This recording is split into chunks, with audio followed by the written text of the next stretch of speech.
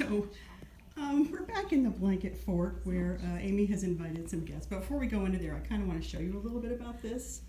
These are some new kits from Universal, and they're available in both Uptown Worsted and Deluxe Worsted Superwash. And the nice thing about these is one kit will make either the crochet or the knit version, and it's self-fringing at the end, so you don't even need any notions. You're not going to weave in any ends. You just tie off the fringe and you're good.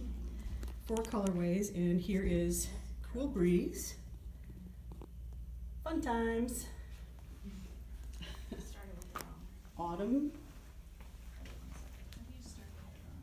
and Icy Blues. Why don't we go and visit our little friends and see who we've got now. I can really deal with these tiny little Oh my tubs. gosh, you guys.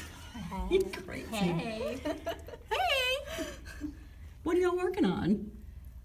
I'm working on a brand new hat in Wacky Socky and in Gorley Solids. Little stripe number.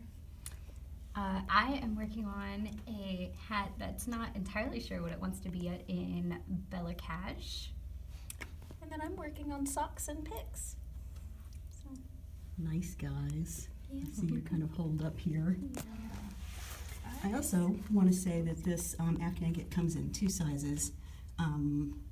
The big, which will make like a 72-inch long Afghan, and then the small, which makes more of kind of a lapgan kind of thing. Obviously, this one comes with 8 skeins, so it's half the size.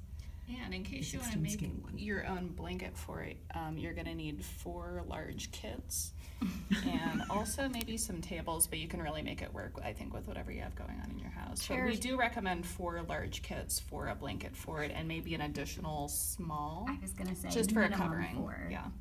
Yeah. So, but the sky's the limit, really. You could cover your whole house with these. Well, thanks, guys. Thanks for inviting us into your cozy little den here. We'll see you next time.